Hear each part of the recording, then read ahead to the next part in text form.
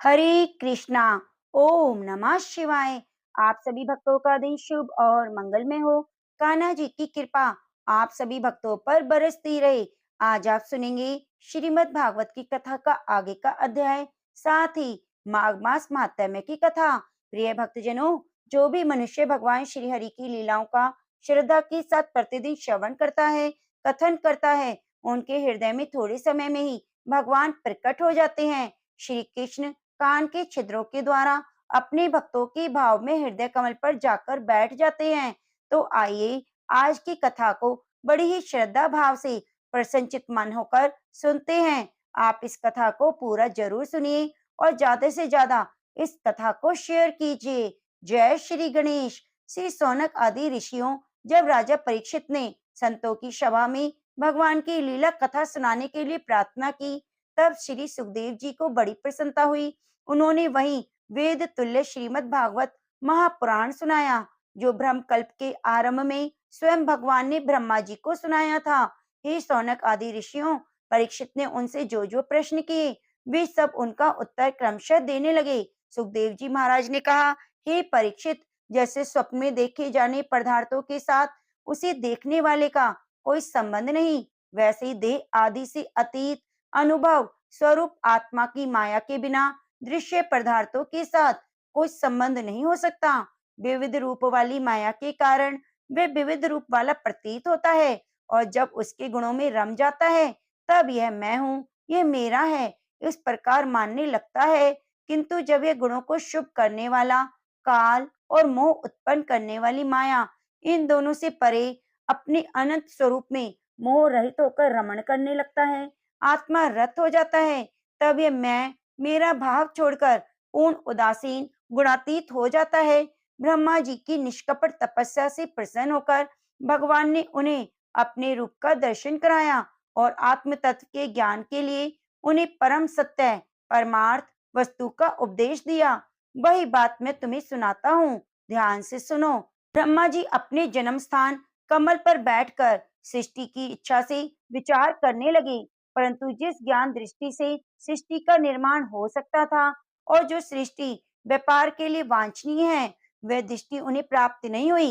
एक दिन वे यही चिंता कर रहे थे कि प्रलय के समुद्र में उन्होंने व्यंजनों के सभी 21वें अक्षर तप तप तप करो इस प्रकार 2 बार सुना। परीक्षित महाराज, लोग इस तप तप को ही त्यागियों का धन मानते हैं। यह सुनकर ब्रह्मा जी ने वक्ता को देखने की इच्छा से चारों ओर देखा, लेकिन वह कोई दिखाई ना दिया।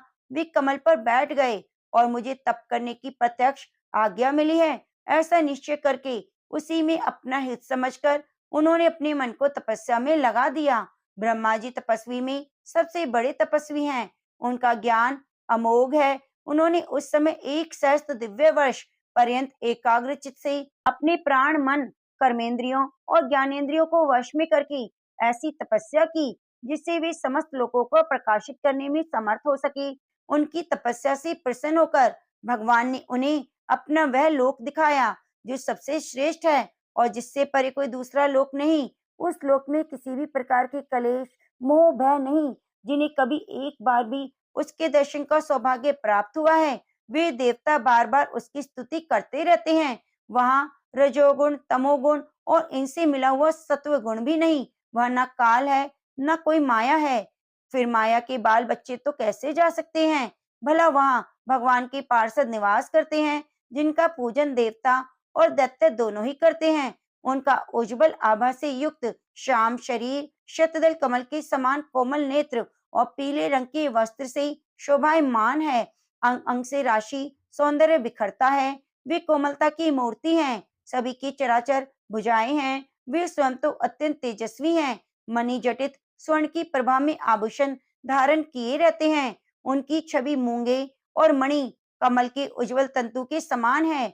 उनके कानों में कुंडल, मस्तक पर मुकुट और कंठ में मालाएं शोभायमान हैं। जिस प्रकार आकाश बिजली सहित बादलों से शोभायमान है, वैसे ही वह लोग मनोहर कामियों की कांति से युक्त महात्माओं के दिव्य तेजोमय विमानों से स्थान स्थान पर सुशोभित होते रहते हैं।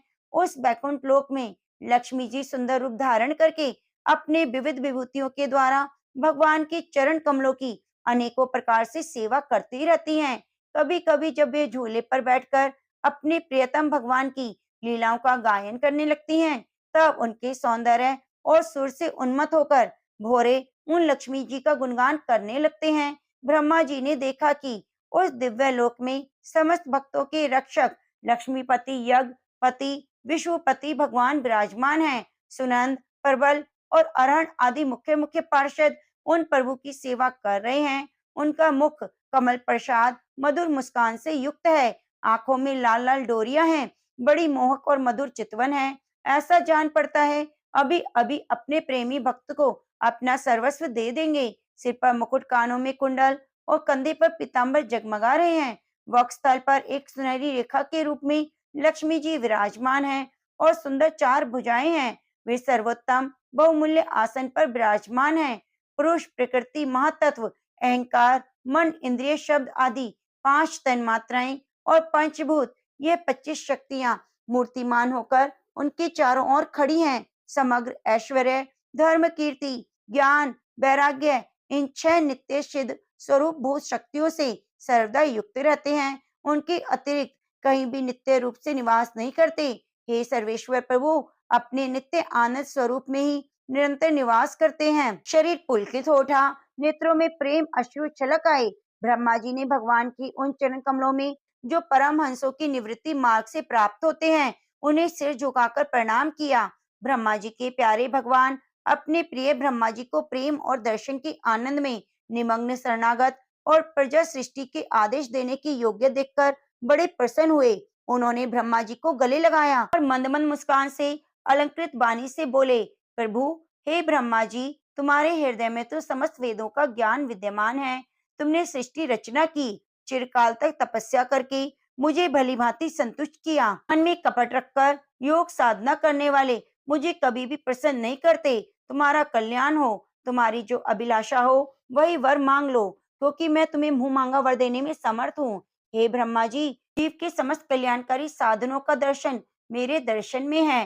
तुमने मुझे देखे बिना ही उस जल में मेरी वाणी सुनकर घोर तपस्या की। इसी से मेरी इच्छा, तुम मेरे लोक का दर्शन करो। उस समय सृष्टि रचना का कर्म करने में कुछ कर्तव्य मूढ़ हो रहे थे। इसी से मैंने तुम्हें तपस्या करने की आज्ञा दी, क्योंकि हे निष्पाप, तपस्या मेरा हृदय है। मैं स्वयं तपस्या की आत्मा हूँ। मैं तपस्या से ही इस संसार की सृष्टि करता हूँ, तपस्या से ही धारण पोषण करता हूँ और तपस्या से ही इसे अपने में लीन कर लेता हूँ। तपस्या मेरी एक दुर्लभ शक्ति है। फिर ब्रह्मा जी ने कहा, भगवान, आप समस्त प्राणियों के अंतःकरण में साक्षी रूप से विराजमान रहते हैं। आप अपने अपति हत ज्ञान से यह जानते हैं कि ये मेरा है और क्या मुझे करना चाहता हूँ।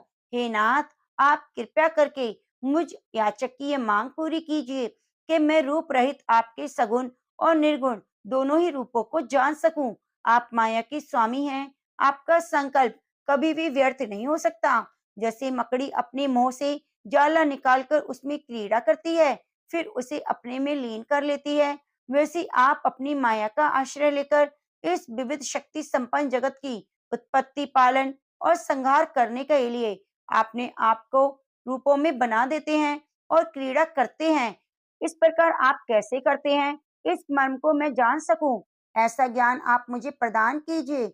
आप मुझ पर ऐसी कृपा कीजिए कि मैं सजग रहकर सावधानी से आपकी आज्ञा का पालन कर सकूं और सृष्टि रचना करते समय भी कर्तापन आदि के अभिमान से बंध ना जाऊं। हे प्रभु, एक मित्र के समान हाथ पकड़कर मुझे अपना मित्र स्वीकार किया। इसलिए जब मैं आपकी सेवा सृष्टि रचना में लगूं और सावधानी पूर्वक सृष्टि के गुण कर्मानुसार जीवों का विभाजन करने लगूं, तब कहीं अपने को जन्म कर्म से स्वतंत्र मानकर प्रबल अभिमान ना कर बैठूं।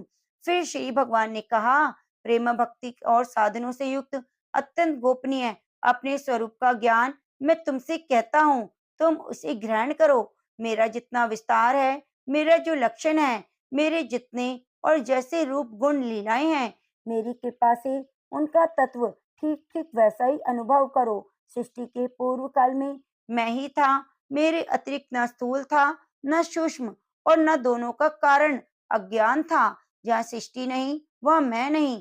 इस सृष्टि के रूप में जो कुछ प्रतीत हो रहा है वह मैं हूँ, और जो कुछ बच रहा है वह भी मैं हूँ।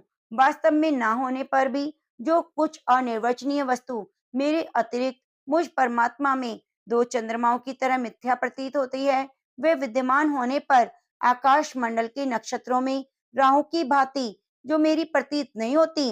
मेरी माया समझनी चाहिए। जैसे प्राणियों के पंचभूत रचित छोटे छोटे शरीरों में आकाश आदि पंच महाभूत उन शरीरों के कार्य रूप में निर्मित होने के कारण प्रवेश करते हैं, और पहले ही उन स्थानों पर रूपों में कारण रूप से विद्यमान रहने के कारण प्रवेश नहीं करते। वैसे ही उन प्राणियों के शरीर की सृष्टि से मैं आत्मा के रूप में प्रवेश किए हूँ। आत्मदृष्टि से अपने अतिरिक्त और कोई वस्तु ना होने के कारण उनमें प्रविष्ट नहीं हूँ। ये भ्रम नहीं, ये भ्रम नहीं। इस प्रकार निषेध की पद्धति से और ये भ्रम है, ये भ्रम है, इस अन्वय की पद्धति से यह सिद्ध होता है कि सर्वार्थ और सर्वस्वरूप भगवान ही सर्वदा और सर्वत्र स्थित हैं। वही वास्तविक तत्व है। जो आत्मा और परमात्मा का तत्व जानते हैं, उन्हें केवल इतना ही जानने की आवश्यकता है। हे ब्रह्मा जी, तुम अविचल समाधि के द्वारा मेरे इस सिद्धांत में पूर्ण निष्ठा कर लो। इससे तुम्हें कल्प कल्प में विविध प्रकार की सृष्टि रचना करते रहने पर भी कभी मोह नहीं होगा। सुखदेव जी महाराज कहते हैं, लोक पितामह ब्रह्मा जी को इस प्रकार उपदेश देकर अजन्मा भगवान ने उन्हें देखते देखते अपने रूप में छिपा लिया। तो सर्वभूत स्वरूप ब्रह्मा जी ने देखा, भगवान ने अपने इंद्रिय गोचर स्वरूप को हमारे नेत्रों के सामने हटा लिया है। तब उन्होंने अंजलि बांधकर उन्हें प्रणाम किया, और पहले कल्प ने जैसे सृष्टि से उसी रूप में इस विश्व की रचना की। एक बार धर्मपति प्रजापति ब्रह्मा जी ने सारी जनता का कल्याण हो अपने इस स्वार्थ की पूर्ति के लिए विधि पूर्वक नियमों को धारण किया। प्रिय भक्तजनों, उस समय उनके पुत्रों में सबसे अधिक प्रिय भक्त देव ऋषि नारद जी ने मायापति भगवान की माया का तत्व जानने की इच्छा से बड़े संयम और सौम्यता से उनकी सेवा की, और उन्होंने सेवा से ब्रह्मा जी को बहुत संतुष्ट कर लिया। हे परीक्षित, जब देवऋषि नारद ने देखा मेरे लोक पितामह पिताजी मुझ पर प्रसन्न हैं, तब उन्होंने उनसे यही प्रश्न किया जो तुम मुझसे कर रहे हो। उनके प्रश्न से ब्रह्मा जी बहुत प्रसन्न हुए। फिर उन्होंने यह 10 लक्षण वाला भागवत पुराण अपने पुत्र नारद को सुनाया, जिसका स्वयं भगवान ने उन्हें उपदेश किया था। हे परीक्षित, जिस समय मेरे परम तेजस्वी पिता सरस्वती के तट पर बैठकर परमात्मा के ध्यान में मग्न थे, उस समय देवऋषि नारद जी ने वही भागवत कथा उन्हें सुनाया। तुमने मुझसे जो ये प्रश्न किया है कि विराट स्वरूप की इस जगत में उत्पत्ति कैसे हुई, और दूसरे भी जो कुछ प्रश्न किए, उन सबका उत्तर मैं उसी भागवत पुराण के रूप में देता हूँ। सुखदेव जी कहते हैं, हे परीक्षित, इस भागवत पुराण में सर्ग विसर्ग, स्थान पोषण, मनवंतर, ईशान, कथा, निरोध, मुक्ति और आश्रय, इन 10 विषयों का वर्णन है। इसमें जो 10वां आश्रय तत्व है, ठीक ठीक निश्चय करने के लिए कहीं श्रुति से, कहीं तात्पर्य से और कहीं दोनों के अनुकूल अनुभव से महात्माओं ने अन्य 9 विषयों का बड़ी सुगम रीति से वर्णन किया है। ईश्वर की प्रेरणा से गुणों में शोभ होकर रूपांतर हो जाने से जो आकाश आदि पंचभूत शब्द मात्राएं, इंद्रिय, अहंकार, महातत्व की उत्पत्ति होती है, उसका सर्ग कहते हैं। उस विराट स्वरूप से उत्पन्न ब्रह्मा जी के द्वारा जो विभिन्न चराचर सृष्टि का निर्माण होता है, उसका नाम विसर्ग है। प्रतिपद नाश की ओर बढ़ने वाली सृष्टि को एक मर्यादा में स्थित रखने से भगवान विष्णु की जो श्रेष्ठता सिद्ध होती है, उसका नाम स्थान है। अपने द्वारा सुरक्षित सृष्टि में भक्तों के ऊपर उनकी जो कृपा होती है, उसका नाम है स्थान। अपने द्वारा सुरक्षित सृष्टि में भक्तों के ऊपर जो उनकी कृपा होती है, उनका नाम है पोषण। मन मंत्रों के अधिपति जो भगवान भक्ति और प्रजा पालन रूप शुद्ध धर्म का अनुष्ठान करते हैं, उन्हें मनमत कहते हैं। जीवों की वासनाएं जो कर्म के द्वारा उन्हें बंधन में डाल देती हैं, नाम से कही जाती हैं। भगवान के विभिन्न अवतारों और उनके प्रेमी भक्तों के विविध आख्यानों से युक्त गाथाएं ईश कथा हैं। जो भगवान योग निद्रा स्वीकार करके शयन करते हैं, तब इस जीव की अपनी उपाधियों के साथ उसमें लीन हो जाना निरोध है। हे परीक्षित, इस चराचर जगत की उत्पत्ति और प्रलय जिस तत्व से प्रकाशित होते हैं, वे परम ब्रह्म ही आश्रय है। शास्त्रों में उसी को परमात्मा कहा गया है, जो नेत्र आदि इंद्रियों का अभिमानी दृष्टा जीव है, वही इंद्रियों की अधिष्ठात्री आदि रूप में भी है, और जो नेत्र गोलक आदि से युक्त दृश्य देह है, वही उन दोनों को अलग अलग करता है। इन तीनों में यदि एक का भी अभाव हो जाए, दूसरे दो की उपलब्धि नहीं हो सकती। इसलिए जो इन तीनों को जानता है, वे परमात्मा ही सबका अधिष्ठान है, उसका आश्रय वह स्वयं है, दूसरा और कोई नहीं। जब पवित्र जल की सृष्टि की, विराट पुरुष नर रूप से उत्पन्न होने के कारण जल का नाम नार पड़ गया, और उससे उत्पन्न हुए नार में वह पुरुष 1000 वर्षों तक इसी नाम से नारायण हुआ। नारायण भगवान की कृपा से ही द्रव्य काल कर्म स्वभाव और जीव आदि की सत्ता है। उनकी उपेक्षा कर देने पर किसी का अस्तित्व नहीं रहता। उन आदित्य भगवान नारायण ने योग निद्रा से जागकर अनेक होने की इच्छा की। तब अपनी माया से उन्होंने अखिल ब्रह्मांड का बीज स्वरूप अपने स्वर्णमय वीर्य को 3 भागों में विभक्त कर दिया। इसलिए सुनो, विराट पुरुष के हिलने डोलने पर उनके शरीर में रहने वाले आकाश से इंद्रिय बल, मनोबल और शरीर बल की उत्पत्ति हुई। उनसे उन सबका राजा प्राण उत्पन्न हुआ। जैसे सेवक अपने स्वामी राजा के पीछे पीछे चलते हैं, वैसे सबके शरीरों में प्राण के प्रबल होने पर सारी इंद्रियां प्रबल होती हैं, और जब ये सुस्त पड़ जाता है, तब सारी इंद्रियां भी सुस्त हो जाती हैं। जब प्राण जोर जोर से आने जाने लगा, तब विराट पुरुष को भूख प्यास अनुभव होने लगी। खाने पीने की इच्छा करते ही सबसे पहले उनके शरीर में मुख प्रकट हुआ, मुख से तालु, और तालु से रस नेंद्र प्रकट हुए। इसके बाद अनेकों प्रकार के रस उत्पन्न हुए, जिन्हें रसना ग्रहण करती है। जब उनकी इच्छा बोलने की हुई, तब बाक इंद्रिय, उसके अधिष्ठाता अग्नि और उनका विषय बोलना, ये तीनों प्रकट हुए। इसके बाद बहुत दिनों तक उस जल में वे रुके रहे। श्वास के वेग से नासिका छिद्र प्रकट हो गई। जब उन्हें सूंघने की इच्छा हुई, तब उनकी नाक घ्राण इंद्रियां आकर बैठ गई। उसके देवता गंध को फैलाने वाली वायुदेव प्रकट हुए। पहले उनके शरीर में प्रकाश नहीं था, फिर जब उन्हें अपने को और दूसरी वस्तुओं को देखने की इच्छा हुई, तब नेत्रों के छिद्र, उनकी अधिष्ठाता सूर्य और नेत्र इंद्रिय प्रकट हो गई। इन्हीं के रूप का ग्रहण होने लगा। जब वेद रूप ऋषि विराट पुरुष की स्तुति के द्वारा जगाने लगे, तब उन्हें सुनने की इच्छा हुई। उस समय कान उनकी अधिष्ठात्री और श्रोत इंद्रिय प्रकट हुए। इसी से शब्द सुनाई पड़ा। जब उन्होंने वस्तुओं की कोमलता, कठिन, हल्कापन, भारीपन, उष्णता, शीतलता आदि जाननी चाहिए, तब उनके शरीर में चर्म प्रकट हुआ। पृथ्वी में से जैसे वृक्ष निकलते हैं, उसी प्रकार उस चर्म से रोए पैदा हुए। उसके भीतर बाहर रहने वाली वायु भी प्रकट हो गई। स्पर्श ग्रहण करने वाली त्वचा इंद्रिय भी साथ ही साथ शरीर में चारों ओर लिपट गई।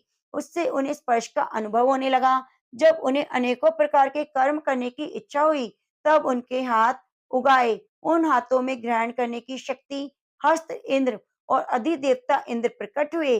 दोनों के आश्रय होने वाला ग्रहण रूप कर्म भी प्रकट हुआ। जब उन्हें अभिष्ट स्थान पर जाने की इच्छा हुई, तब उनके शरीर में पैर उगाए। चरणों के साथ चरण इंद्रियां अधिष्ठाता के रूप में वहां स्वयं यह पुरुष भगवान विष्णु स्थित हो गए। उन्होंने चलना रूप कर्म प्रकट किया।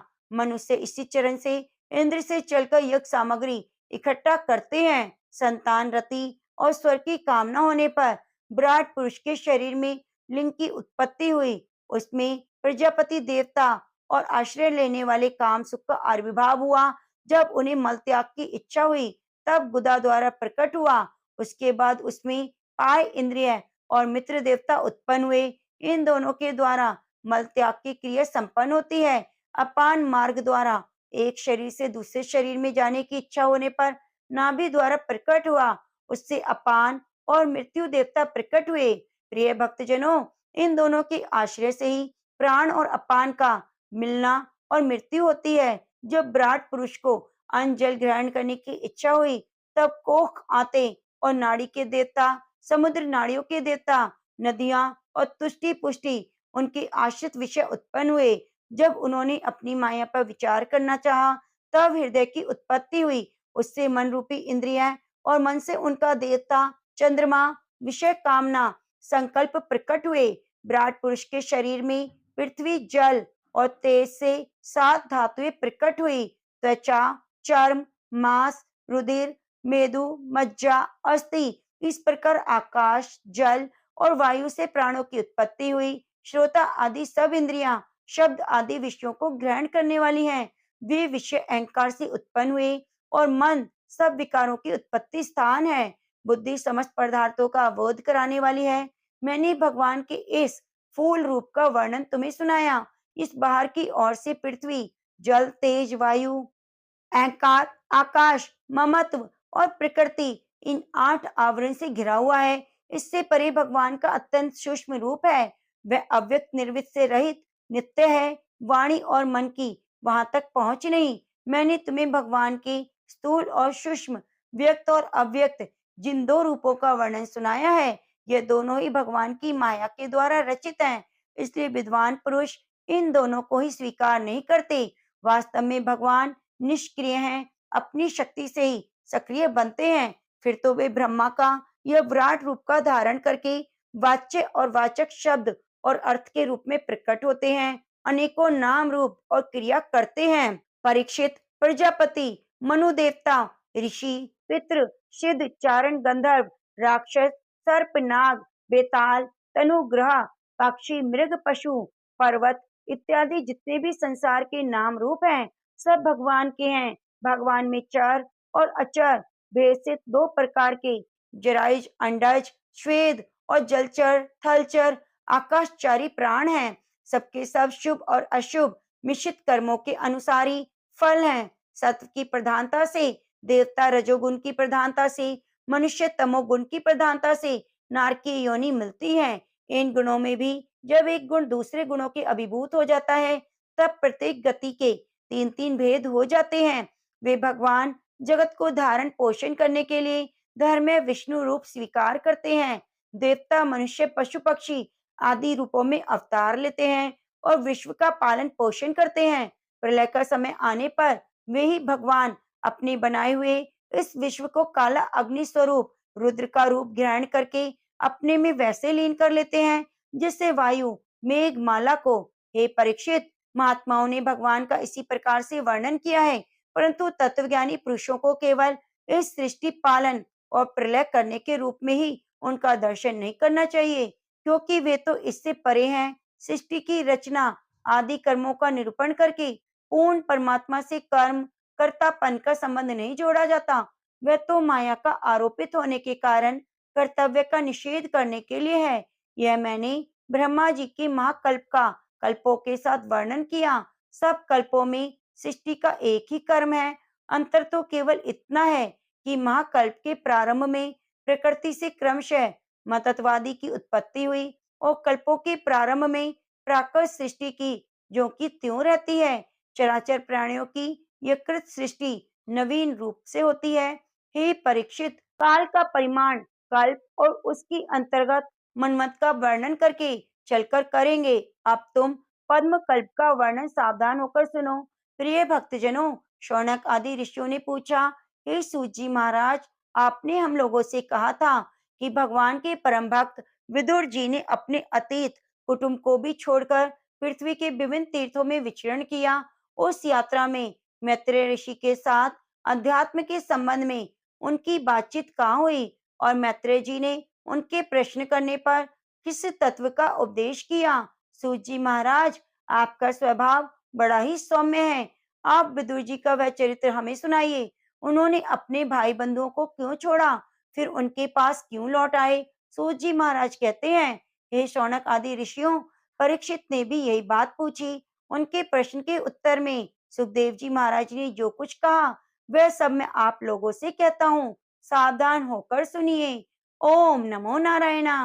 प्रिय भक्तजनों, श्रीमद् भागवत की कथा का आगे का अध्याय सुनने के लिए आप चैनल को सब्सक्राइब करके बगल में बनी घंटी को दबा लीजिए और आगे के अध्याय को बड़ी श्रद्धा पूर्वक सुनने के लिए तैयार हो जाइए।